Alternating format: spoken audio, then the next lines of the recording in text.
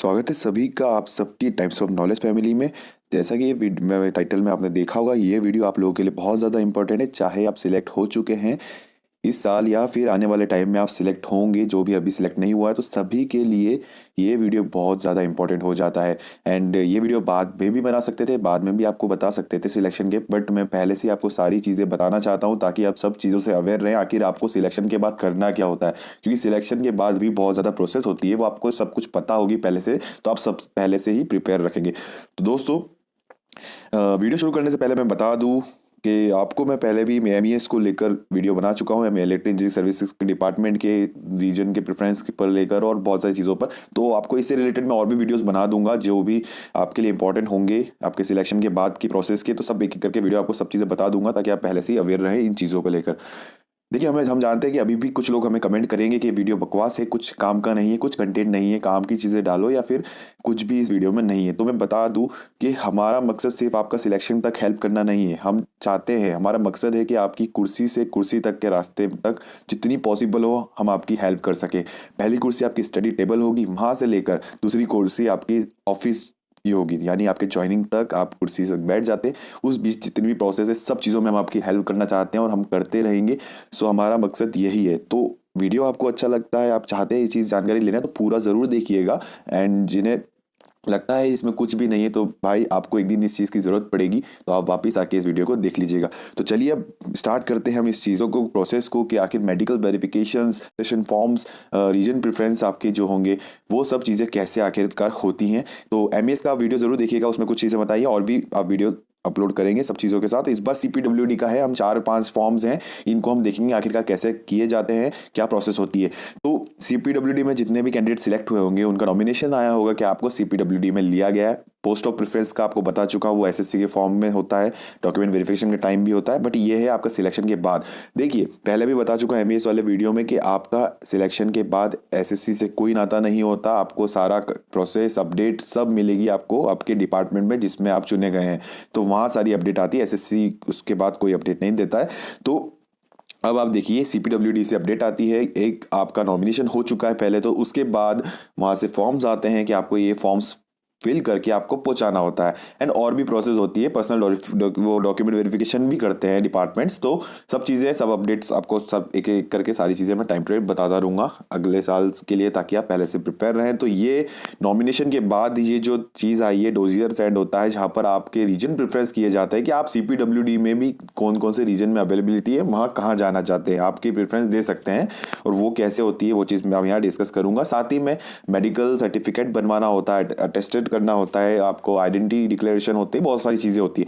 तो सारे देखते हैं। सबसे पहले यहाँ पे लिख रखा है उन्हें क्या क्या आपको करना है। तो सब सब्जेक्ट में आप दिख रहे हैं, appointment of qualified candidates to the post of JE, civil हो, इलेक्ट्रिकल हो तो इलेक्ट्रिकल के लिए, nominated by SSC on the basis of result of junior engineer examination 2017।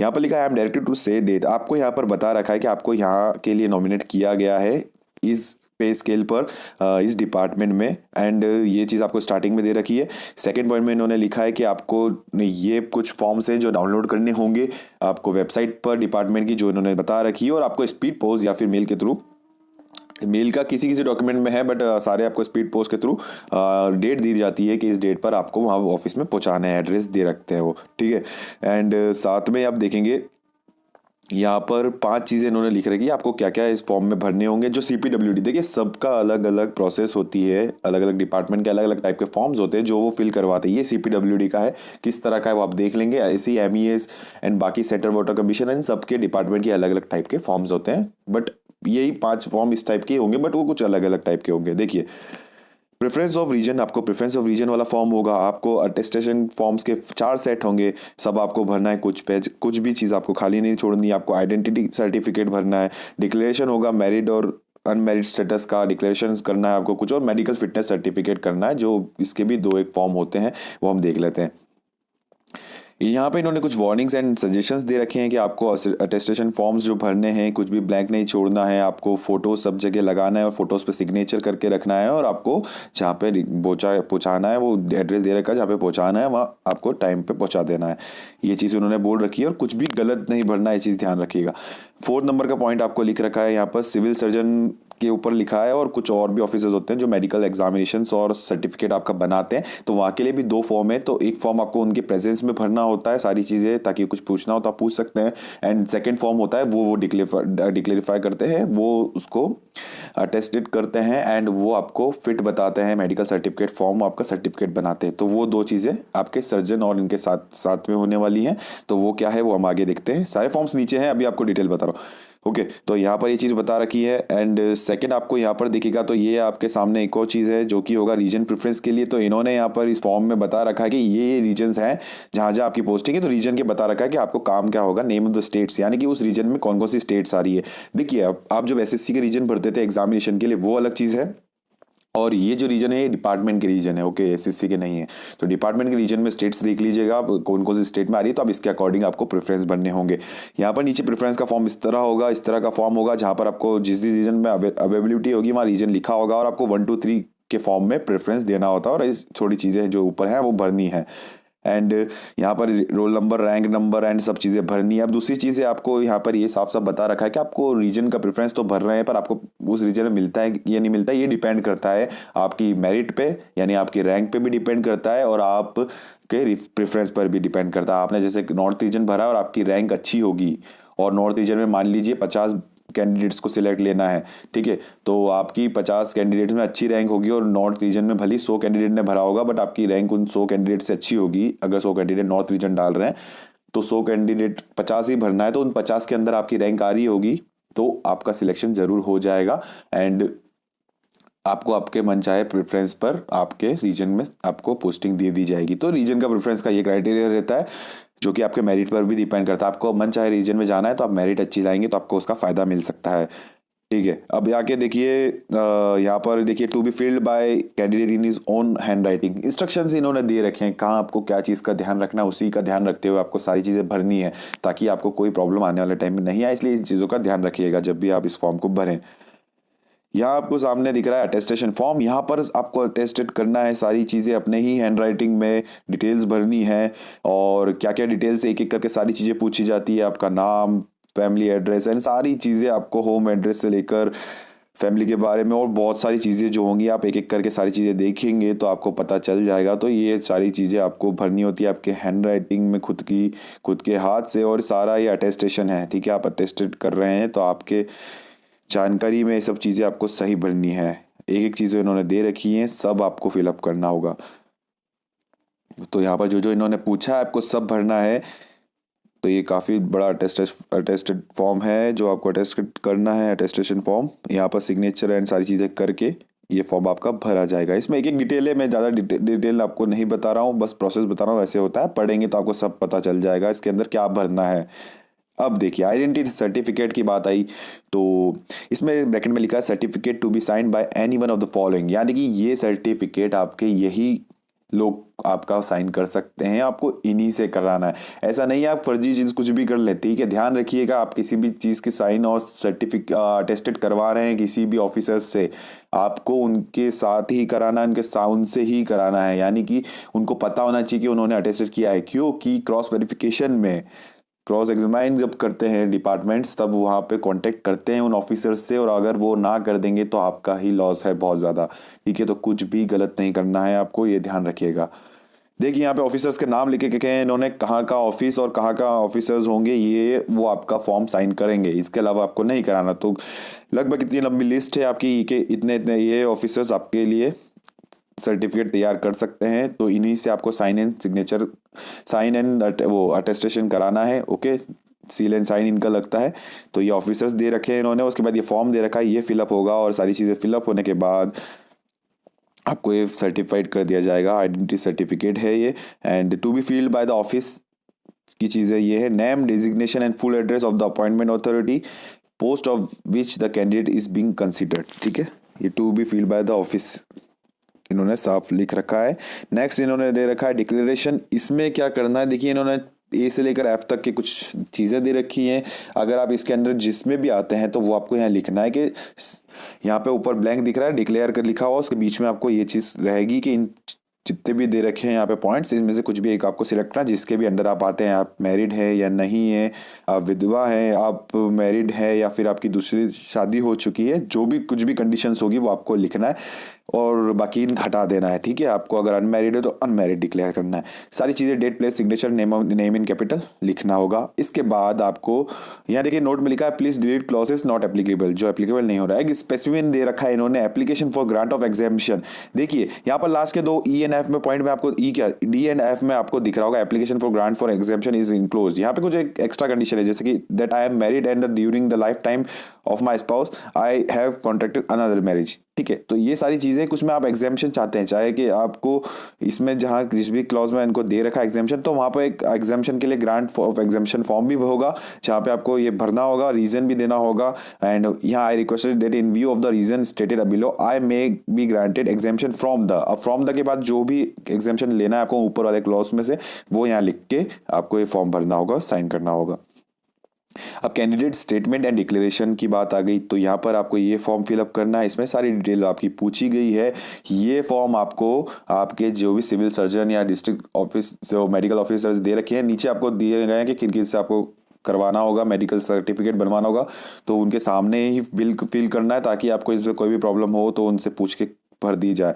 और वो आपकी हेल्प कर देंगे आपको इन सब चीज़ों में, कि आपको यहाँ सब चीज़ें पूछिए, आप पहले बीमार हुए थे, कब हुए थे, लास्ट टाइम कब बीमार हुए थे, आपको चिकन पॉक्स, स्मॉल पॉक्स ऐसे बीमारियाँ कुछ तो नहीं थी, आपकी सर्जरी हुई थी क्या, वो सारी चीज़ें इसमें पूछी गई है और सारे आपको फिलअप करना होगा। यहाँ पर सारी चीज़ें पूछी जाती हैं, देखिए आपके सामने सब चीज़ें हैं।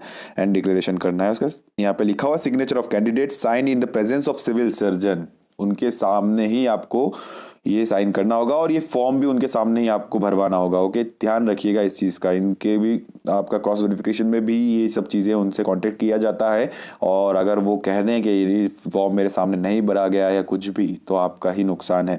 सिग्नेचर ऑफ सिविल सर्जन भी है और सील भी है, ठीक है। ये सारी चीज़ें उनके सामने भरनी होगी। अब आती है बात मेडिकल सर्टिफिकेट ऑफ फिटनेस की। ये सिविल सर्जन आपका सर्टिफाई करता है, ये चीज़ ध्यान रखिए। उसमें लिखा हुआ I do hereby certify that I have examined, आपका जो भी नाम होगा, candidate of for employment in the CPWD government of India and can not discover that he she has bodily infirmity except, जो भी आपके पास होगी इसके अलावा वो यहाँ लिख देगा एक्सेप्ट के बाद। और I do not consider the disqualification for employment, do और डू नॉट लिखा हुआ है वो टिक करेंगे। And in central public work department government of India, then photograph आपका लग जाएगा, signature of civil surgeon, capital names and designation and seal यहाँ पर लगेगी।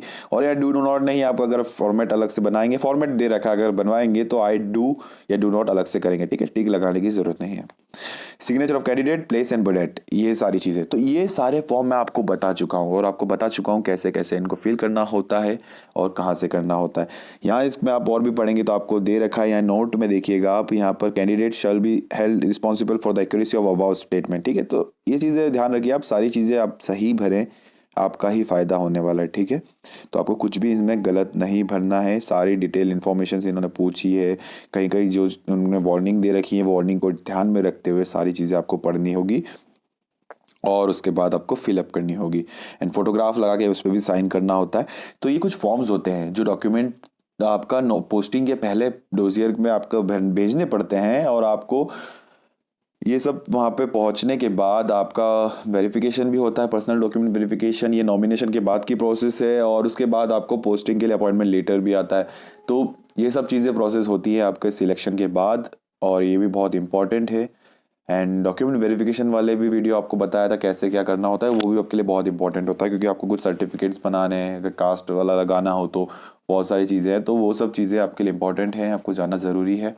सिलेक्शन आप पढ़ाई के लिए पढ़ाई तक कर जाते हैं, बट आप कुछ चीज़ें भी आपकी कमी रह गई, आपने पढ़ाई करी और आप वो चीज़ नहीं फिलअप कर पाए, आपके पास वो डॉक्यूमेंट ही नहीं है, तो फिर क्या फ़ायदा इस पढ़ाई का, आपका सिलेक्शन नहीं हो पाएगा सिर्फ डॉक्यूमेंट्स की वजह से। तो ये सब चीज़ें आपकी जानना बहुत ज़्यादा ज़रूरी है, पहले से बता रहा हूँ, ये सब चीज़ें होती हैं, इस प्रोसेस में होती है। फिर ये सब आपका वहाँ जाता है, एग्जामाइन होता है, क्रॉस एग्जामाइन अगर करना हो तो वो भी होता है, फिर आपको वेन्यू पे बुलाया जाता है, पर्सनल डॉक्यूमेंट वेरिफिकेशंस के लिए भी बुलाया जाता है जो डिपार्टमेंट का होता है। पहले तो एसएससी ने लिया था सिलेक्शन के लिए, और फिर पोस्टिंग के लिए अपॉइंटमेंट आ जाता है, आपका डेट ऑफ आ जाती है पोस्टिंग। तो वो सब प्रोसेस में थोड़ा थोड़ा टाइम लगता है, बट सिलेक्शन हो जाए उसके बाद आपको अगर 6 महीना भी लग रहा है सब चीज़ों में तो कोई प्रॉब्लम नहीं। बट 6 महीने जो भी प्रोसेस है उसके बारे में अपडेटेड आपको रहना ज़रूरी है, अवेयर रहना ज़रूरी है। सो ये CPWD डिपार्टमेंट के लिए सारी चीज़ें थी। इसी तरह अलग अलग डिपार्टमेंट जहाँ जहाँ भी रिक्रूटमेंट निकलती है वहाँ से इसी तरह सारे फॉर्मेट में आपके पास आते हैं, जो आपको सर्टिफिकेट आपको बनवाने पड़ते हैं, चाहे मेडिकल फिटनेस हो, चाहे अटेस्टेशन फॉर्म हो, आपको करना पड़ता है। आपका साथ ही में प्रेफरेंस देना पड़ता है किस डिपार्टमेंट में आप किस रीजन में आप जाना चाह रहे हैं, ठीक है। आइडेंटिटी कैरेक्टर सर्टिफिकेट भी बन जाता है। और देखिए, रीजन का जो प्रेफरेंस फॉर्म है ये आप पहुंचेगा वहाँ पर, उसके बाद सारी चीज़ें चेक होगी, कौन सी आपकी रैंक थी, किस रीजन की प्रेफरेंस कितने आए हैं, सब चीज़ों को ध्यान रखिए। आपको बता भी दिया जाता है कि आपको इस रीजन में रखा जाएगा। ओके, तो ये सब चीज़ें बाद में होगी, पहले आपको ये सारा डॉक्यूमेंट्स वहाँ पहुँचाने होते हैं, बिल्कुल अच्छे से तरीके से टाइम के पहले इसे पहुँचाने होते हैं। एंड कुछ ज़्यादा इतना लोड लेने वाली बात नहीं है, हैवी चीज़ें नहीं हैं। आप अभी पढ़ाई कीजिए, सिलेक्शन होगा, हम लोग आपके साथ हैं। सारी चीज़ें आपको A to Z बताएंगे, किस तरह कैसे आप क्या चीज़ बनवाएं और किससे जाकर बनवाएं। सो एंड तक हमेशा आपके साथ रहेंगे। कहा आपको कुर्सी से कुर्सी तक हमारा सफ़र है, हम आपके साथ ही रहेंगे।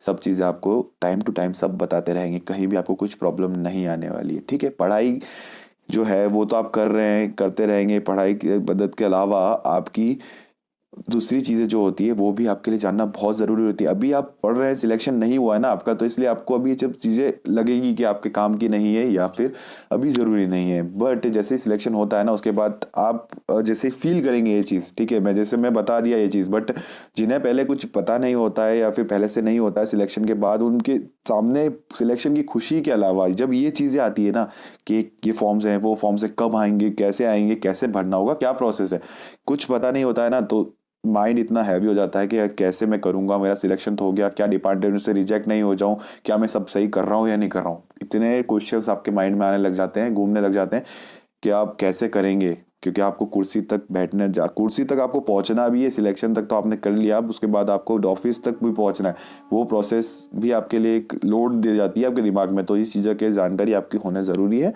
ताकि आप सारी चीज़ें ईजिली स्मूथली सब कर जाएँ और आपको आपकी पोस्टिंग मिल जाए टाइमली। सो यही सब कहानी थी जो इस वीडियो में आपके साथ बताना चाहता हूँ। और भी सिलेक्शन के बाद की प्रोसेस के वीडियोस होंगे, सर्टिफिकेट्स एंड कुछ चीज़ें रहती हैं, रीजन की प्रेफरेंस या जो भी आता है एक्स्ट्रा चीज़ें, सब मैं आपको बता दूंगा ताकि आप पहले से इस चीज़ों के लिए अवेयर रहें। सो हमारे साथ बनाए रखिएगा। नेक्स्ट वीडियो में हम फिर मिलेंगे, जब तक के लिए विदा लेता हूँ। जय हिंद, वंदे मातरम।